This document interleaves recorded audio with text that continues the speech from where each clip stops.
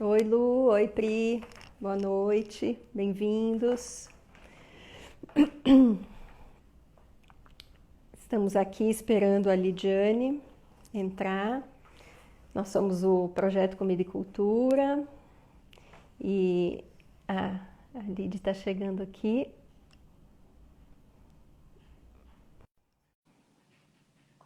Boa noite. Boa noite, Cláudia. Oi, Lu, tudo bem? Bem-vindos. Oi, Lidiane. Boa noite. Olá, tudo bom? Tudo e você? Deixa eu Também, tudo levantar aqui a certo. câmera. Que Tudo bom, bem. bem-vinda. Obrigada, agradeço o convite. Sempre é um prazer aí falar sobre comida, cultura e educação, né? É, eu também adoro. São meus temas prediletos. Acho que você não vai lembrar, mas eu fiz eu e a Priscila do Comida e Cultura, a gente fez um curso com você lá no Lembro restaurante sim, clandestino, com a Bel isso, Coelho. lá em São Paulo. Lembro, claro que eu lembro. Lá aqui no caso, que É, você tá longe, né? aham, exato, que vocês fazem programa em escola também, não fazem? Não é isso? Exatamente. Sim, Mas eu vou sim. começar apresentando para o público que já está entrando quem você é. Tem gente que te conhece, gente que não te conhece. A Lidiane Barbosa, ela é formada em Direito e também em Gastronomia, né? Ela é professora, pesquisadora, educadora em alimentação funcional. Ela é presidente da ONG Crescer e Semear, né? E ela está aqui com a gente para conversar um pouquinho mais sobre alimentação e educação, né? Lídia, eu queria que você começasse contando para a gente um pouquinho como é que foi isso, né? Você se formou em Direito e em um dado momento da sua história você deu uma guinada, mudou os planos e resolveu trabalhar com gastronomia e alimentação. Conta para a gente um pouquinho. Na verdade, eu sempre amei a gastronomia, né? Aquelas heranças de avós, né? E a minha vontade era fazer gastronomia, mas há muitos anos atrás isso soava um pouco estranho aí, né, para os nossos pais. Então, vai ser o quê? Cozinheira? Qual o problema? Né? E eu me lembro direitinho quando eu tinha um ano antes de prestar vestibular, eu fui fazer um teste vocacional e na verdade, tinha dado assistência social e direito. E aí eu falei, pô, então assistência social, por que não? Ele falou, olha, minha filha, você veio ao mundo para cuidar das pessoas. E eu pensava, pô, e por que não através da gastronomia? E aí eu fiz o direito, tirei o OAB e tudo mais, e eu tive a oportunidade de viajar, né, para estudar fora, e aí foi quando eu resolvi fazer a gastronomia. Mas a gastronomia tradicional, né? E o que me incomodava um pouco, porque há muitos anos atrás eu começava a ver, pô, e as pessoas que não podem consumir determinados alimentos, isso, aquilo, como são essas pessoas, né? Que não existe essa socialização. E aí Uhum. foi quando eu falei, putz, vou entender como é isso e começar a estudar. Mas assim, há X anos atrás não existia muito essa questão da gastronomia voltada para a saudabilidade. Ou o que a gente entendia muito sobre saúde era o light, o diet, né? E aí, mas mesmo assim eu fui me aventurando e os meus amigos falavam muito, por que você não troca os ingredientes das receitas que você gosta de fazer? E foi aí que foi. E aí começaram a surgir os cursos de gastronomia. Eu comecei a me interessar de nutrição voltada para gastronomia, né? E aí eu comecei a estudar, estudei mais, voltei para estudar fora também. E aí foi quando eu vim morar aqui há 12 anos atrás, é que a gastronomia entrou de vez na minha vida. Aqui, para quem não sabe, em Santa Catarina, Em né? Santa Catarina, né? É Blumenau, né, que você vive? Blumenau, Blumenau, Blumenau. Então, Lid, você se especializou na realidade em alimentação funcional, né? Que é como se chama. Então, eu gostaria que você contasse um pouquinho mais para a gente o que que significa isso, né? Alimentação funcional, porque não é nada light nem diet, mas enfim, tem as suas peculiaridades aí. É muito interessante. Eu conheci com você, inclusive, naquele dia, naquele curso sobre alimentação funcional. Que bom. Bom, a gastronomia funcional, ela trabalha com alimentos funcionais. E o que são esses alimentos funcionais? Eles têm um que a mais, né? Não são enquadrados nas as superfoods, por exemplo, mas trabalha muito entre a combinação entre eles, né? Então, um tomate que se combina com uma cenoura e que eles são mais potencializados, eles trabalham a nosso favor, a gente aprende se a gente aquece ou se a gente come cru in natura. No Brasil, nós temos catalogados apenas 10 alimentos funcionais, mas no mundo todo, a alimentação funcional surgiu no Japão, né, há mais de Quais 20 são anos. esses alimentos? Assim, Vamos só para lá, ter vou uma tentar ideia. lembrar, vamos lá. Alho, cebola, soja, mas só fermentada. Os vermelhinhos, as famílias dos vermelhinhos, então melancia, acerola, tomate, peixes, a biomassa de banana verde, a uva, eu ia falar uva tinta. A uva tinta é ótimo, porque a gente fala, o que a gente pode comer com uva escura, né? A uva tinta, vinho. A uva escura, ai meu Deus, faltam três, eu não sei se eu vou lembrar. Chia, linhaça, né? Essas sementes. Ah, tem mais dois agora que Que eu não vou interessante, mas lembrar. por que esses foram escolhidos para aqui no Brasil são funcionais e outros não? Sabe? Na Não, é uma verdade, questão é de legislação mesmo, porque o Brasil política. acaba deixando.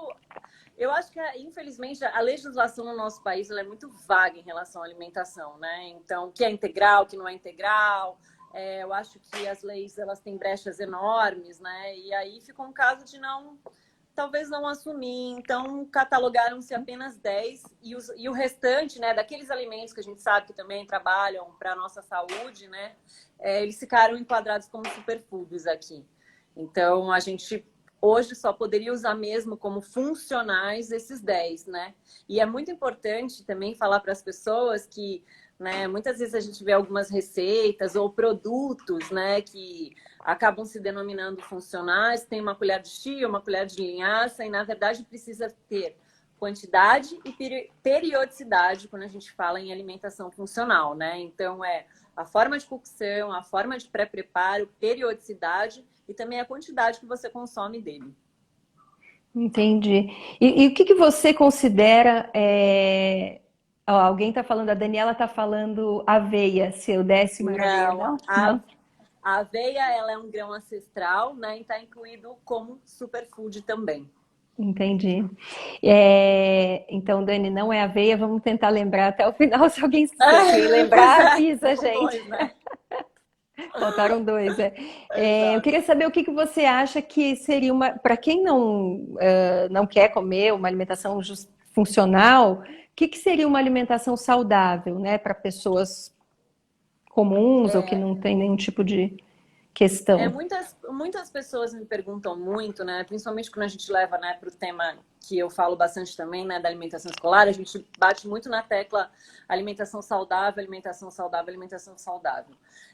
Primeiro que alimentação saudável para mim é uma coisa, para tal pessoa é uma, outra, enfim. Mas hoje eu tentei muito simplificar. Eu acho que desde, né, quando eu comecei estudando a alimentação funcional, eu era muito restrita, eu era muito xiita, eu era muito.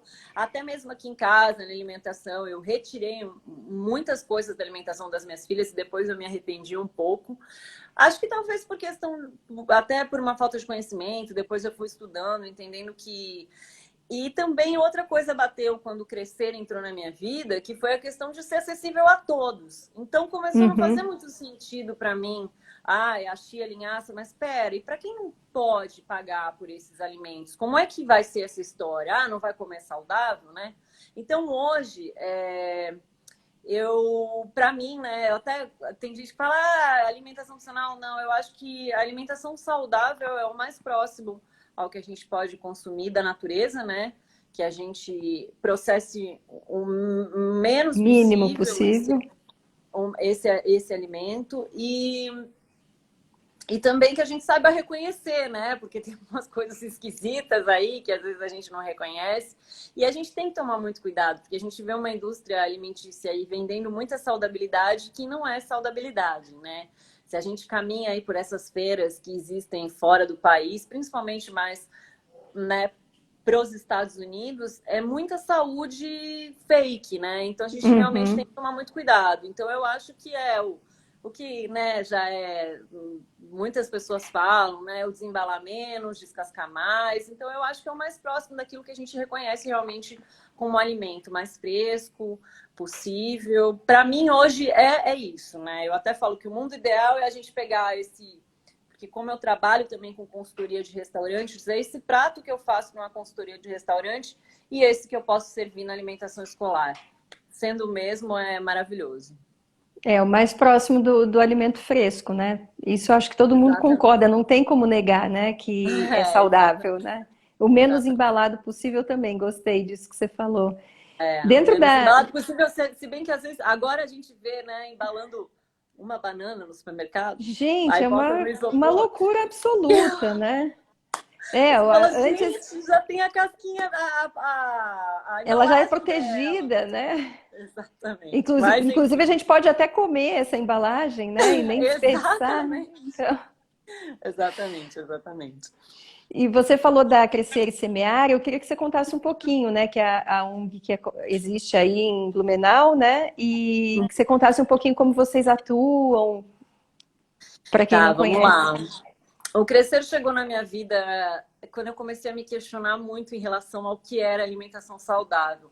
Para quem eu estava levando esse meu conhecimento, né? E de repente, por mais que no meio dessa questão da gastronomia funcional eu abraçasse muito as pessoas que não podem consumir determinados alimentos, né? Que isso também foi um caminho que eu quis aí conhecer e traçar. E muitas pessoas falavam, você salvou a vida do meu filho, enfim, tudo mais. Eu sentia um vazio no sentido de, tá, os restaurantes que eu faço, eles são para um público X. Os cursos que eu dou, algumas pessoas podem pagar por ele. E quem precisa dessa informação? O que eu vou fazer? Né? Não Uhum, estava sendo coerente para mim. Quando eu penso no universo saudável, eu penso saudável global. Então não estava sendo legal. E aí eu falei, já sei. Eu vou dar esse meu conhecimento. Como eu vou dar esse meu conhecimento? Para quem eu vou dar meu conhecimento? E na época minha mãe trabalhava em uma escola em Cubatão, né, aí em São Paulo. uhum. E eu falei, mãe, abre a porta dessa escola para eu entrar e eu quero conhecer um pouco dessa alimentação e queria também poder conversar com os pais, com as crianças, enfim, levar o meu conhecimento. E eu fui. E lá foi minha primeira aula, não sabia o que eu faria, não sabia como eu faria. E aí foi quando essa história toda começou. Então eu fiz uma aula com as crianças, fiz uma aula com os pais, mas eu achava nesse momento que eu estava ali para levar a educação nutricional alimentar e ponto final. Só que Uhum. conforme a coisa foi acontecendo, outros municípios foram abrindo as portas para mim, eu comecei a entender que existia um problema também no cardápio e na alimentação escolar, né? Nessas escolas públicas, municipais, estaduais, enfim. Eu falei, meu Deus, como é que eu vou atuar com isso? E Mas aí, quando você foi para falar com os alunos e com os pais dos alunos, é isso? A eles eram muito primeira. pequenininhos, né? Eles eram bem pequenininhos e aí então a gente juntou pais e crianças, cozinhamos juntos. Mas aí em um município, em uma escola, eu nunca vou me esquecer. Eu acho que isso foi um marco para mim. Eu entrei na cozinha para fazer, né, o mise en place lá da minha preparação com as crianças e existiam quatro panelonas assim de arroz no fogão. E aí a merendeira, a cozinheira da alimentação escolar, abriu uma, serviu para as crianças e as outras três ela abriu e jogou no lixo. E aí eu falei assim, como assim que você está jogando isso no lixo, né? E ela falou assim, Uhum. todo dia eu faço isso, porque eu preciso cumprir o papel de uma empresa terceirizada. Uau. Nossa, esse dia eu pensei, não, gente, essa brincadeira é séria demais. Existe um mundo que a gente desconhece por trás disso tudo, né? O que será? Eu lembro que eu nossa, eu chorava esse dia. Eu falei, eu vou parar com esse negócio, porque senão eu vou acabar atravessando um mundo que talvez eu desconheça. Não sei, né? A gente ouve falar tanto de alimentação escolar, enfim, tudo mais no nosso país. Mas eu até conversei com a minha mãe esse dia, ela falou, filha, se fosse fácil, tinha muita gente mexendo com essa história. Então não é. Se Uhum. você quiser, realmente siga. E aí foi quando eu resolvi seguir. E aí o Crescer Semear, né, que era uma vontade, em 2017 se transformou numa ONG, com o objetivo de levar a educação nutricional, alimentar. Hoje a gente também trabalha com educação socioambiental e financeira para as escolas públicas do nosso país, mas o nosso objetivo final, claro, a gente conversa com a tríplice, crianças, pais e cozinheiras da alimentação escolar, mas o nosso objetivo final é mudar esse cardápio, levar a qualidade alimentar para o cardápio. E como é que a gente faz isso, né? Muitas vezes quando a gente conversa com gestores, mas vai encarecer. Não. A gente trabalha com a lista de insumos que a prefeitura já tem disponível, né? E com essa lista de insumos, algumas coisas a gente pede para tirar. E quando as responsáveis técnicas, as nutricionistas são abertas, a gente consegue fazer isso. Uhum. E a gente trabalha com aproveitamento integral dos alimentos, então zero desperdício.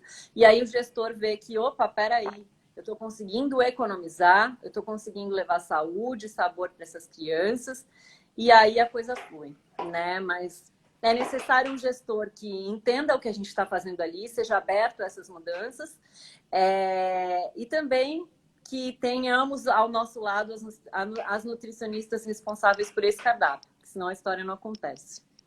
A Priscila está perguntando aqui se vocês atuam somente em Santa Catarina. Acho que não, né? Você já falou que já foi para outros Não, lugares, né? já. O que acontece? Aqui em Santa Catarina, no município de Blumenau, que é onde eu moro, e em Indaial, onde a gente já trabalha de forma contínua, Blumenau há 3 anos e Indaial há 2 anos. Fazemos ações esporádicas também em algum lugar, já fiz em Santos, né? Como eu falei, já fiz em Cubatão, já fiz no Rio, já fiz em Fortaleza, mas contínuo mesmo, que é um programa de 4 anos, acontece mais aqui mesmo, que foi onde a gente conseguiu, falando até em Toca, né? Eu tive uma vez uma conversa com o Pedro e ele falou para mim, ele que fez com que eu voltasse, né? Eu estava querendo fazer o Crescer no Brasil todo, de que jeito? Não sabia. E ele falou, Uhum. Lid, você tem que voltar para o quintal da tua casa, né? E focar onde você está para fazer um projeto piloto para que se espalhe pelo Brasil, né? Então, Uhum. essa foi a ideia e por isso que aqui a gente consegue fazer de forma contínua. Mas a ideia está no Brasil todo. E há quantos anos que vocês estão fazendo esse Bom, trabalho? eu, doida, maluca, sozinha, desde 2014. 2017 foi quando a ideia, o projeto, o trabalho que eu fazia por aí virou realmente uma ONG. E aí a gente, né, virou um instituto, uma empresa de terceiro setor. E aí agora a gente tem os nossos voluntários e a história acontece mesmo para valer desde 2017. Que legal. Vocês atingem quantas escolas no município, mais ou menos? Aqui em Blumenau são 13, 4.500 alunos. É E em bastante Indaial gente. são, em Indaial são 39, 9.165 alunos. Qual é a Incrível. diferença, né? Blumenau tem 128 escolas, 13 não tem a merenda terceirizada, é onde a gente consegue atuar. Em Indaial não tem nenhuma escola. Então é muito mais fácil quando não tem uma empresa terceirizada no meio da história aí. E aí vocês vão e dão treinamento para as merendeiras e fazem esse encontro com os pais também. Você sente que essas famílias, através dessa mudança na merenda, também são impactadas na alimentação, assim, de casa, na rotina? Você acha que isso impacta? Super, mas as grandes transformadoras são as crianças, né? Eu fui descobrir isso numa ação em Fortaleza. Eu conversei com as crianças primeiro, eram umas 60 crianças, né, durante o dia todo, e o pessoal lá do local da escola falou, olha, os pais não são participativos, eles nunca vêm. Então, se não vier ninguém à noite, tudo bem, você veio fazer o teu papel, e de repente nós estávamos com 80 pais e mães e pais ali, né?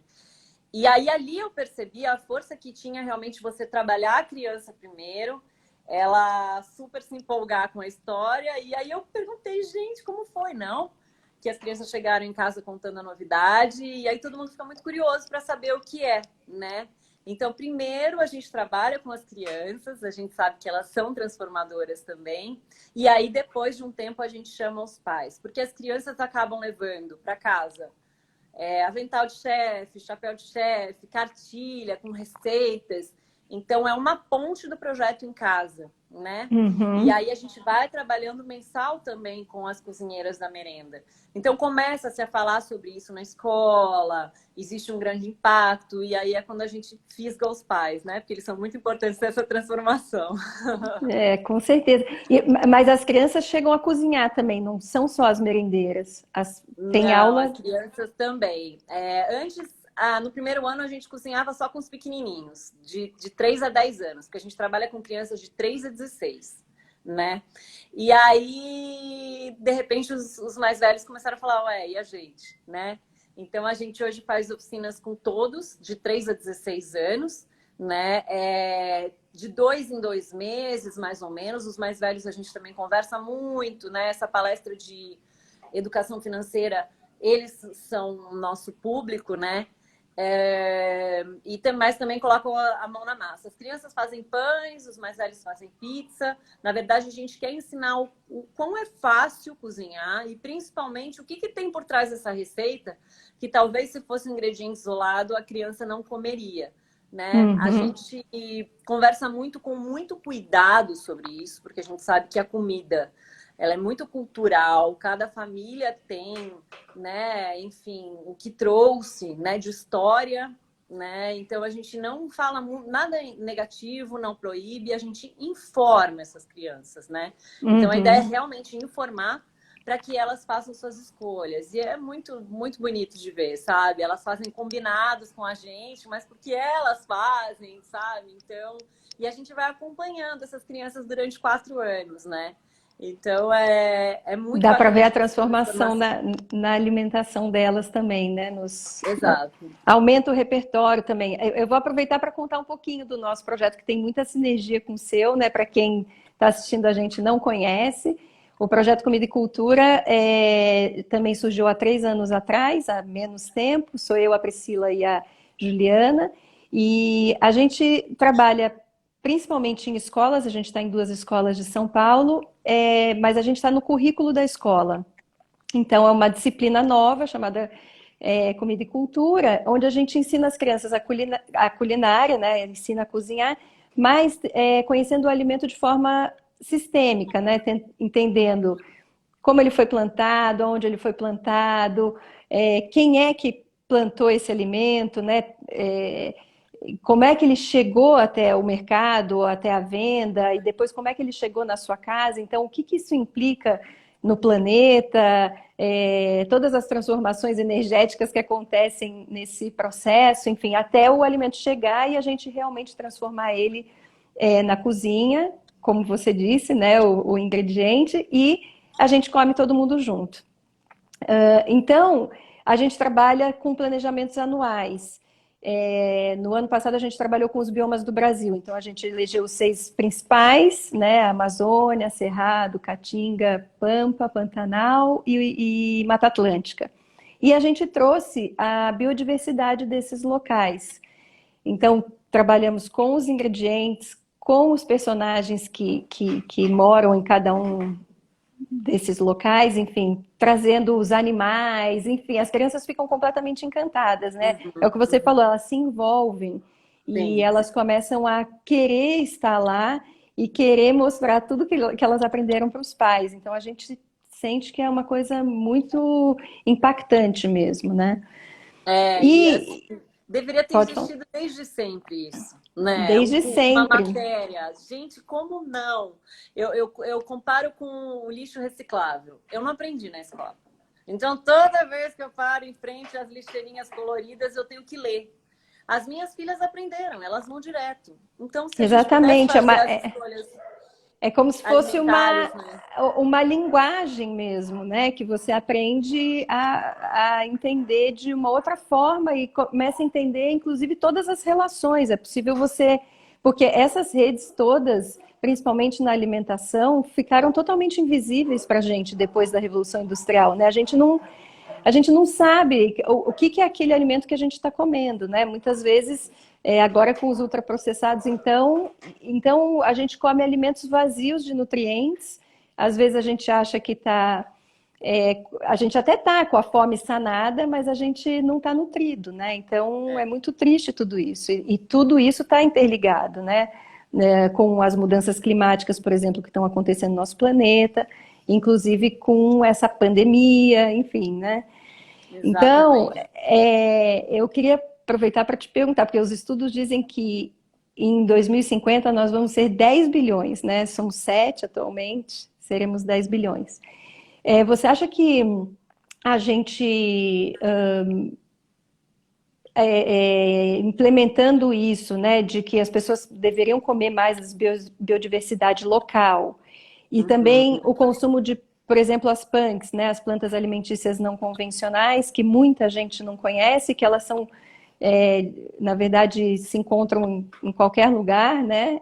Às vezes está andando na rua e você se depara com uma planta dessa. Você acha que incentivar esse tipo de consumo pode ser uma das soluções? O que que você pensa sobre isso? Com certeza, porque quando a gente fala de punks, por exemplo, a gente não tem o conhecimento. Será que eu posso comer isso que nasceu aqui no meu jardim? Né? Então, quando a gente leva esse conhecimento, eu acho que é isso, né?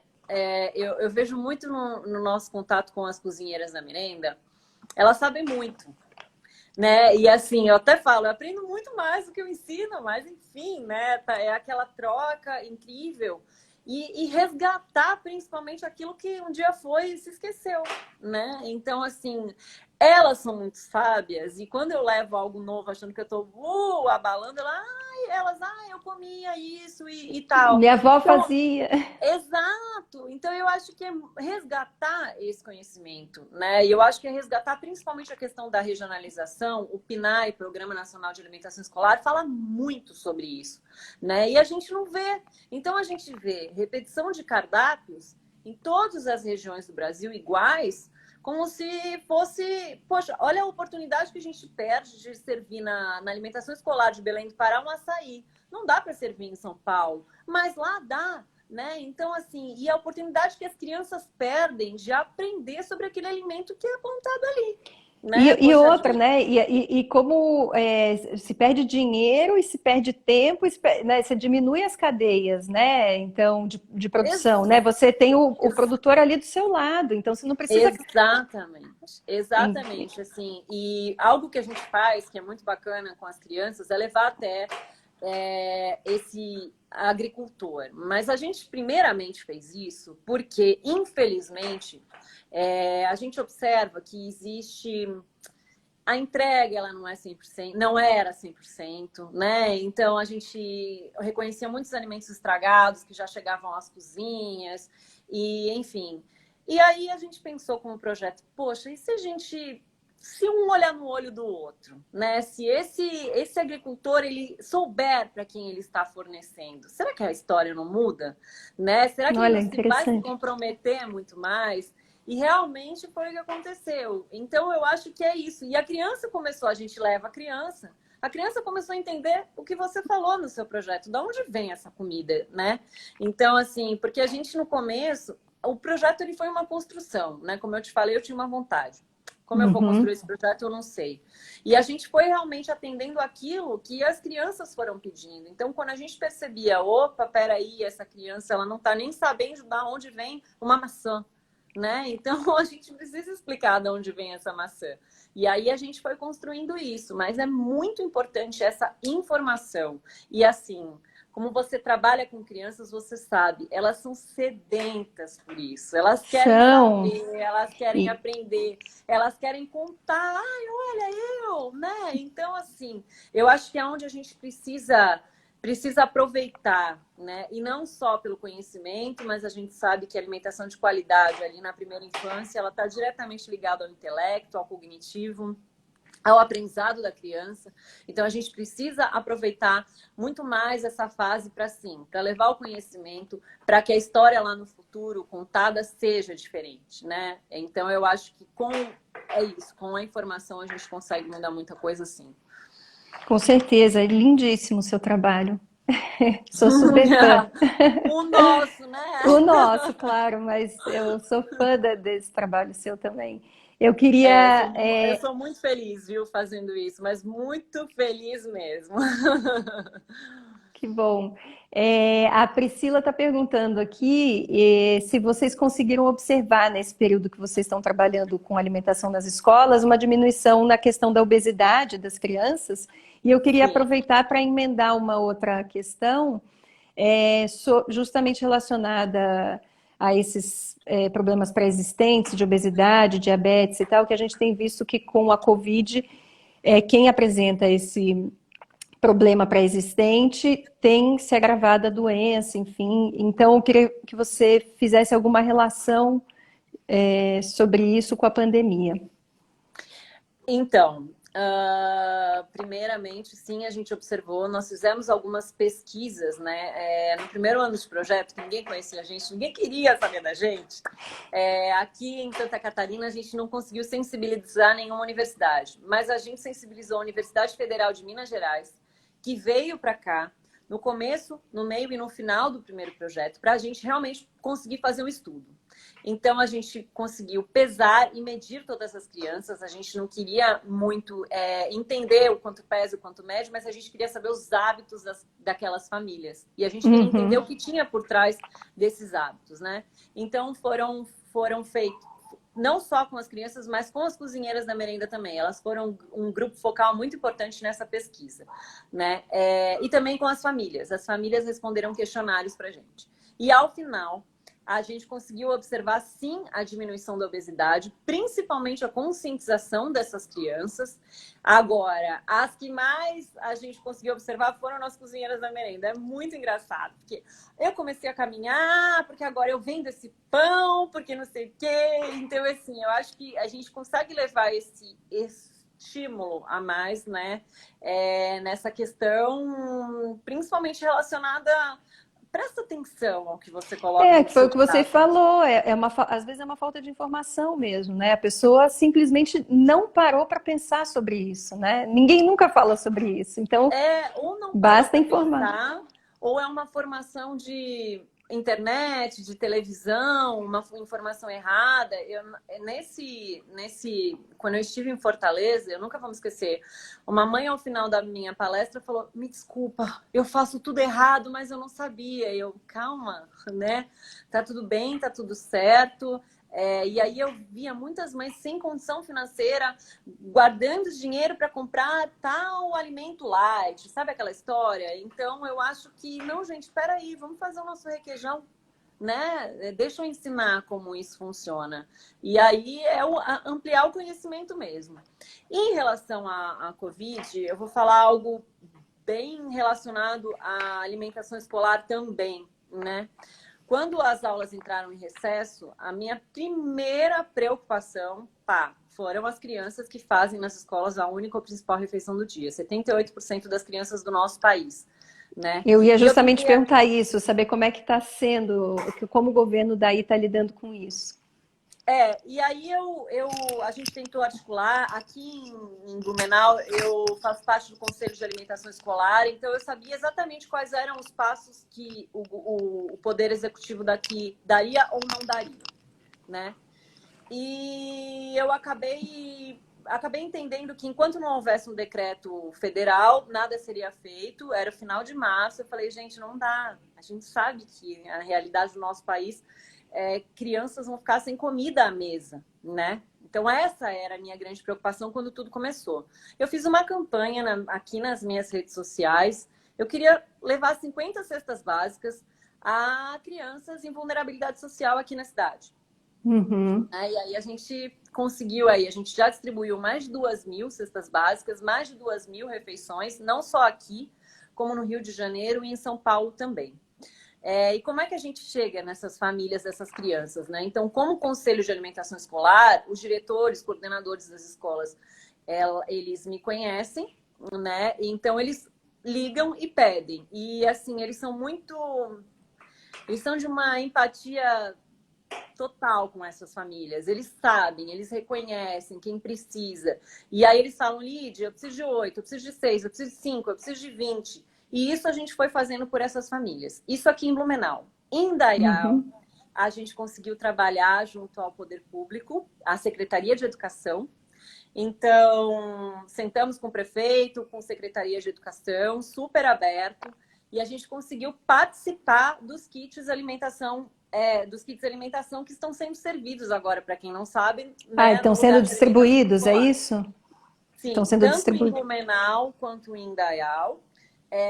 Está sendo usada a verba a verba federal, porque o decreto do presidente disse: você pode, município, o estado, utilizar a verba que é destinada à alimentação escolar para fazer kits, né? Eles Uhum, deram o nome de kits. Para quem não sabe, só para colocar todo mundo no mesmo contexto, a alimentação escolar ela é feita com uma parte de verba, de recurso do governo federal e uma parte dos municípios ou estados, né? uhum. Então, municípios e estados estão utilizando essa verba do governo federal e transformando em kit alimentação. O que são esses kits? Eles deveriam ser aquilo que o PNAE coloca em normas e diretrizes. Indaial está fazendo isso e junto a Indaial a gente conseguiu levar para as crianças. Nós contribuímos aqui com arroz e feijão desses kits, além de conseguir fazer essa coisa mais linda, kits para as crianças com alergias e intolerâncias alimentares. Então, Uau, assim, incrível. estão realmente todos sendo abraçados. Os pais e as mães que receberam em casa esses kits especiais não acreditaram, né? Porque geralmente dá seu arroz, feijão e acaba não deixando todo mundo incluso, né? Mas eu acho que foi super importante nesse momento. A gente sabe que existem famílias no Bolsa Família, a gente sabe que existem famílias que não faziam parte e hoje estão nesse limbo aí, sim, precisando da nossa ajuda. Então, o nosso foco não é o nosso escopo, né? A gente nunca doou, a gente nunca levou, Uhum. mas foi Nesse muito momento bom vocês entenderam que precisavam atuar. Não, que incrível, era porque assim. em Santa Catarina toda está sendo assim, esses kits, você sabe? Não, Não. não, não, não. Por- Existe Porque um, aqui em né? São Paulo, cada família recebe um cartão com R$ 55 e utiliza. Primeiro, que você comprar sozinho, individualmente, é muito mais caro do que comprar coletivamente, né? E segundo, que aí você não tem nenhuma diretriz. Então, o que que deve estar Exato, sendo comprado, né? exato. Só Você compra o que ultraprocessado, que é você mais quiser. barato. Exato. E aí o bacana desse kit, né? Apesar de eu achar que o decreto ele ficou muito amplo para que cada um fizesse aquilo que achasse, é que você precisa, quem for utilizar essa verba do governo federal precisa seguir as normas e diretrizes. Infelizmente, não existe uma fiscalização, mas quem está afim de fazer direitinho, faz. Por exemplo, a cidade de Indaial, ela fez 6 kits diferentes. Então, por que 6 kits diferentes? Porque é o que o PNAE preconiza. Então, precisa ser pelo tempo que a criança está na escola e a idade da criança. E aí eles Uhum. fazem, as nutricionistas fazem as combinações de nutrientes necessários para o tempo e para a idade da criança. Então, assim, mas Incrível. não é toda Santa Catarina. Hoje mesmo eu vi uma notícia até na TV que o governo, o estado, as escolas estaduais, as crianças não receberam absolutamente nada até agora. Então, Nossa. assim, infelizmente, quando não é prerrogativa do gestor, né, não é uma preocupação, ou não tem alguém que chame, né, como uma Secretaria de Educação ativa pensando nisso e fale, vamos fazer a história acontecer. Temos sim crianças que precisam, né? A coisa não acontece. E o pior é que existe verba que só pode ser utilizada para isso. Então vamos lá. Pois Se é, estamos parece sem que é. aula desde março, abril, maio, tem dinheiro em caixa, pelo menos do governo federal, para fazer essa história acontecer, né? Pois é, parece que é isso, falta vontade política, né? Falta também uma pressão da sociedade civil. Então, pessoas como você e como a ONG Crescer e Semear são ultra importantes, né? Tinha que ter em todos os estados do Brasil, porque imagina você, quer dizer, se você conseguiu fazer isso em 2 cidades, por que que não pode ser feito no Brasil todo, né? Eu acho que falta muita vontade e falta também muita pressão da sociedade, né? As E eu pessoas estão acho que muito alheias. isso, e às vezes é desconhecimento até do gestor, porque eu cheguei a sentar com o prefeito e falar, prefeito, é o seguinte, 2 meses se passaram, a gente precisa fazer alguma coisa. E assim, eu não tenho nada a ver com isso, ele poderia ter falado, né? Uhum. Lid, me ajuda a fazer. Então, como projeto, me ajuda a fazer. e foi o que a gente conseguiu fazer, né? E com as RTs junto, né, as responsáveis técnicas junto, então a história realmente fluiu e aconteceu de uma forma incrível. A cidade toda está super feliz, né, com tudo isso, e a gente acaba engajando. Então, olha, falta feijão. Vamos fazer um mutirão de doação para feijão. E aí, essa semana, a gente entregou 424 quilos. Precisamos de 7 mil, mas já conseguimos 424, né? Então, você engaja todo mundo, porque você vê o filho de alguém que recebeu, e não sei o que recebeu, e aí a coisa realmente vai acontecendo, né? Então, é o que eu falo. Quando você fala, né, poderia ter um projeto desse em todos os lugares para que a escola, para que a história aconteça, né? É o nosso grande desejo, porque existe um buraco muito grande entre governo federal, aquilo que ele fala que deve ser feito, e o que ele imagina que esteja acontecendo nos municípios, né? Os conselhos de alimentação escolar são quem deveriam estar fiscalizando, mas por experiência própria, porque eu sou conselheira aqui em Blumenau, não temos força política para isso. Então, assim, não adianta. Você vê irregularidades, você reclama as irregularidades e nada acontece, né? Então, assim, realmente existe um limbo entre o que o governo federal... Quando eu vejo a notícia, né, assim, 372 milhões de verba do governo federal foi destinada, depositados nas contas para fazer o que aconteceu. Eu falo, meu Deus. Eles não sabem como isso está sendo feito, né? Então, realmente precisa alguém que esteja lá e que, enfim, que fiscalize e tudo mais, né? outra coisa que a gente tem visto, pelo menos aqui em São Paulo, é essa questão do pequeno produtor que não está conseguindo escoar a produção e tal. Então a gente viu surgir aqui um monte de outras iniciativas de grupos de consumos conscientes que encurtaram esse caminho, né, do produtor para o consumidor final. Queria saber se aí também tem acontecido isso, você tem visto algumas iniciativas nesse sentido.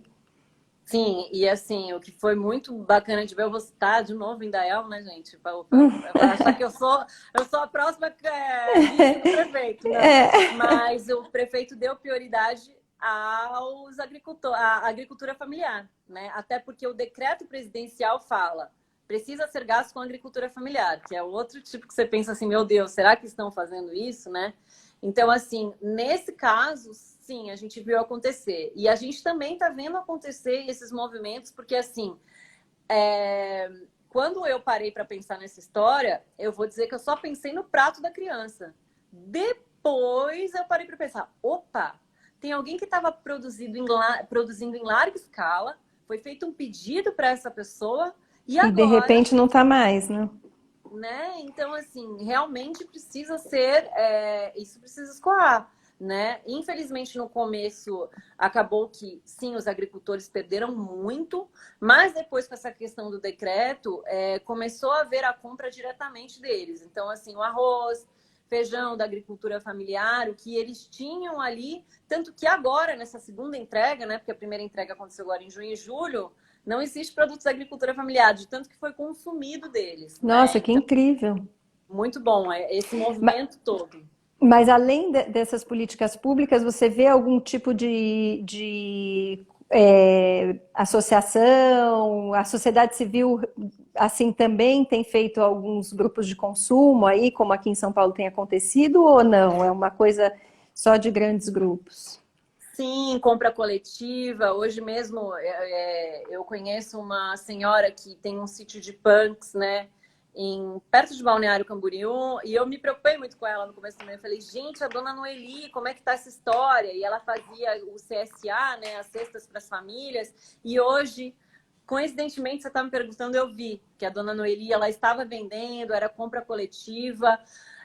Acho que não existe muito essa consciência aqui. Infelizmente, todo mundo acha que o sul do país é mais evoluído, enfim, tudo mais, mas assim, eu vejo muito uma questão muito individualista aqui. Tanto que as pessoas acham que a gente é meio maluco, sabe? Mas para que faz esse projeto crescer, semear? Ganha o que com isso, sabe? Mas eu vi alguns movimentos, mas hoje mesmo eu vi o Instituto Brasil Agosto, né, da Ana Luísa Trajano, que está comprando e entregando ali dos quilombolas, enfim, tudo mais. Um movimento muito grande, toneladas de alimento. Infelizmente, isso não. Isso a gente não vê por aqui. Uhum. E Lídia, agora voltando para a sua vida pessoal, você tem lembrança de quem te ensinou a comer? Como é que foi a sua criação dentro da cozinha, assim, da alimentação? Foi minha avó, né? Minha avó e minha avó me ensinou a comer, me ensinou a cozinhar, né? Eu lembro muito disso, eu tenho uma memória muito grande, tanto que nosso instituto tem o nome da minha avó, né? A razão social é o nome da minha avó, acabou sendo até um presente que meu marido me deu, porque eu me lembro muito disso. A minha mãe cozinha muito mal, mãe. Se você estiver aí do outro lado, desculpa. Mas ela aprendeu depois, né? Hoje ela até me pediu uma receita. Ela é minha seguidora que mais... Ai, perdi o modo de preparo. Qual é o modo de preparo? Mas eu tenho muito essa memória da minha avó, realmente, né? Eu passei por... Na minha adolescência, quando eu tinha 14, 15 anos, eu tive anorexia, né? Então, assim, é muito forte, muito marcante a presença da minha avó, a presença da minha mãe também nesse momento, como um resgate. Né? Eu me lembro, nossa, quando pequenininha, sentada na bancada de cozinha da minha avó morava com a gente, então eu via toda essa construção acontecer, sabe? E o quanto isso foi realmente importante. Foi a minha avó que me pagou meus primeiros cursos de culinária, a gente tinha um combinado de que então no almoço de domingo eu tinha que ajudá-la. Foi a minha avó que pagou meu curso quando eu fui viajar, então assim, ela sempre foi uma grande incentivadora de tudo isso. Quer dizer, isso aconteceu depois da anorexia, então, esse incentivo a você se voltar para a culinária, então, da Na sua verdade, família. quando criança, e aí depois da anorexia, sim, houve esse grande incentivo, porque teve uma época que eu, só de cozinhar, eu me sentia muito alimentada, né? Eu sentia que eu não precisava comer. Então, depois de um tempo, quando surgiu a oportunidade quando eu terminei o direito de estudar fora, também, ela falou, filha, vai fazer aquilo que... E ela sempre me incentivou. Quando eu comecei aqui em Blumenau, que eu cozinhava muito, fazia encomenda para as pessoas, ela vinha para cá, me via cozinhando, falava, filha, vai estudar, não dá para você viver de bolinho em bolinho, né? Então, ela sempre teve muito um cuidado com isso, né? Eu fiz pós-graduação em gastronomia funcional, também foi minha avó que bancou esse curso, e depois eu comecei a trabalhar e consegui devolver a ela. Então, assim, realmente ela teve uma influência muito gigantesca, assim, em todo esse processo. Legal. Bom, é óbvio, com todo o seu trabalho, que você acredita na educação alimentar desde a primeira infância, mas eu queria saber, assim, que você pensa, como que a educação alimentar também pode impactar em outros tipos de consumo na vida de uma criança que vai se tornar depois um adulto, enfim. Como que isso pode estar ligado a entender o que você escolhe para consumir, né? Tanto na alimentação como em qualquer outro setor, né? Porque essa é uma questão muito séria e grave no mundo hoje em dia, né? Esse autoconsumo, né?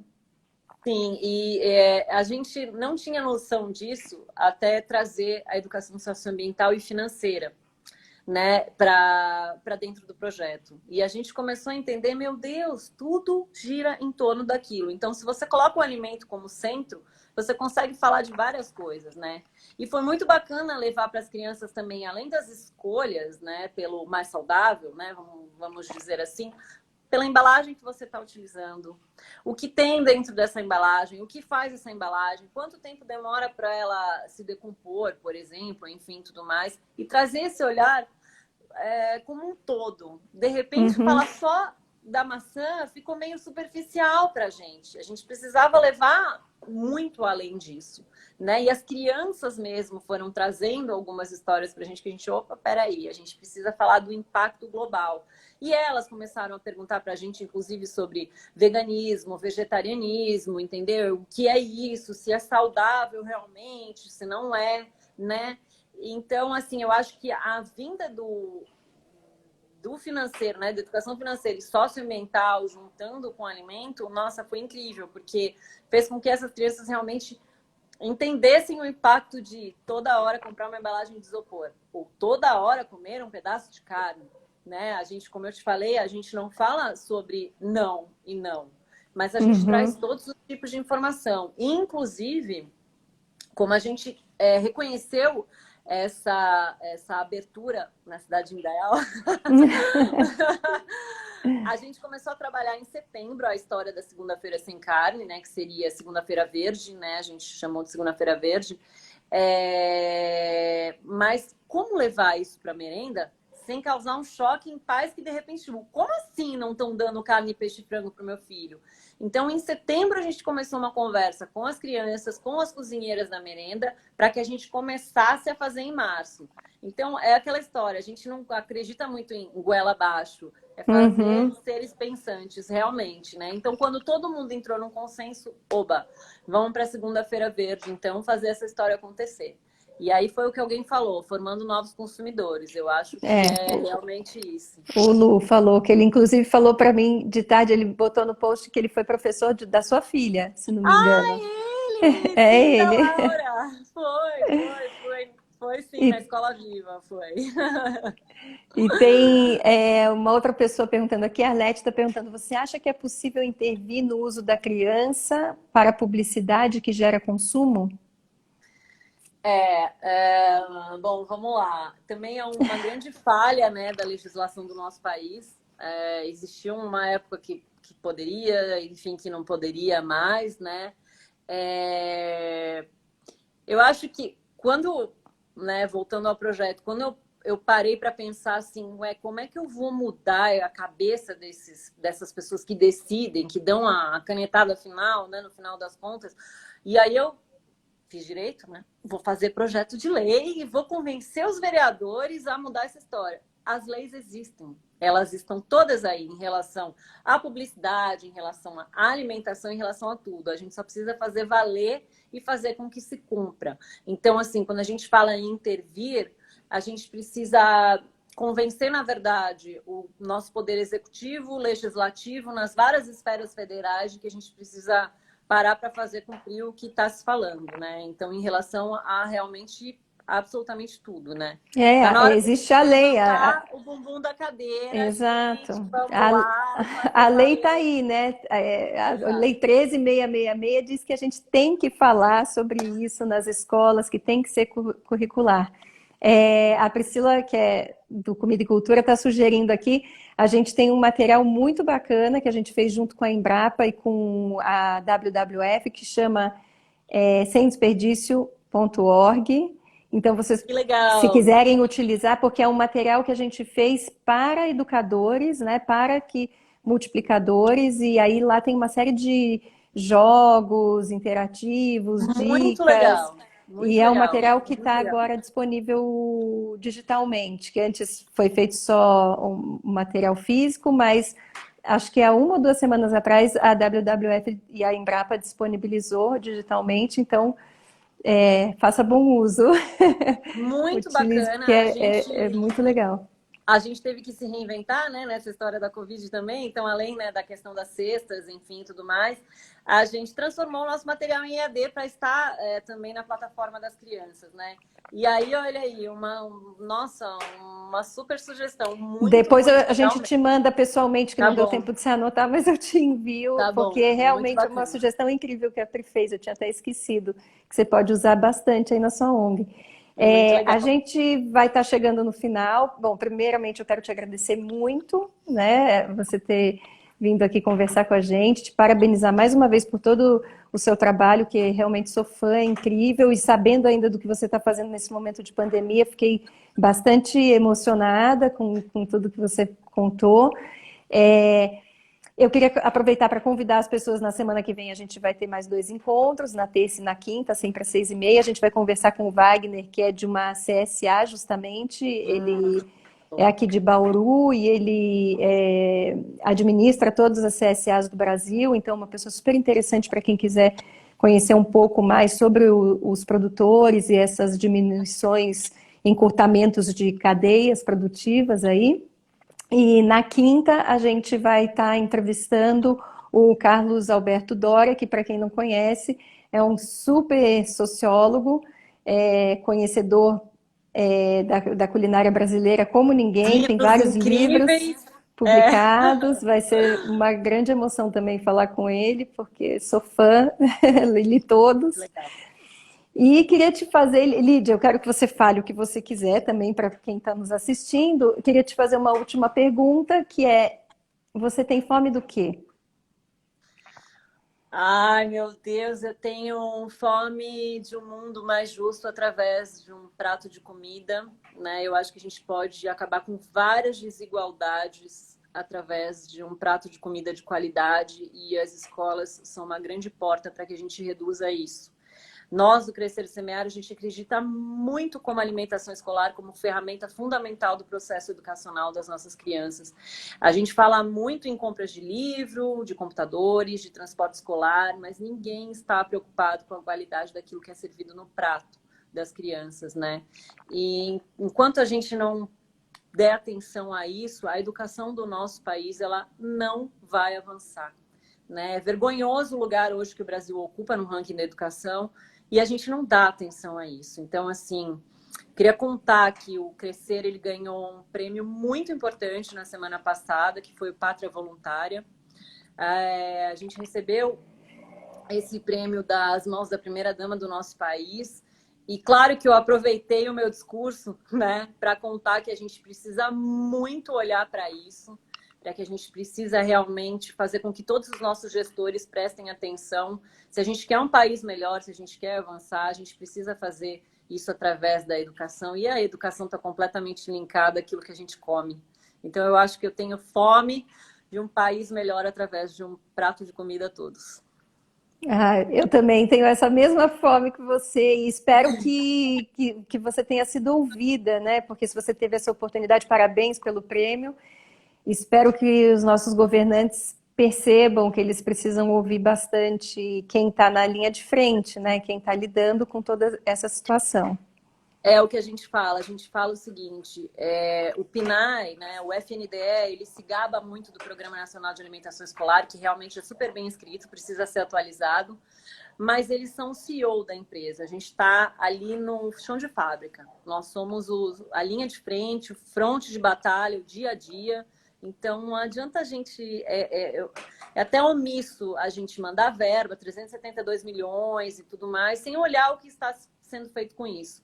Né? Então, eu acho que a gente conseguiria reduzir demais a desigualdade nesse país se a gente conseguisse olhar para isso, que é de extrema importância. Mas eu te garanto uma coisa, eu tenho certeza absoluta que o Crescer, independente de partido político, porque hoje no nosso país, se a gente faz alguma coisa, né, você tem que estar ou direita ou esquerda, ou eu falei norte, sul, leste, oeste, né? Eu tenho certeza absoluta que o Crescer ainda vai trabalhar gigante aí para transformar todo o Brasil.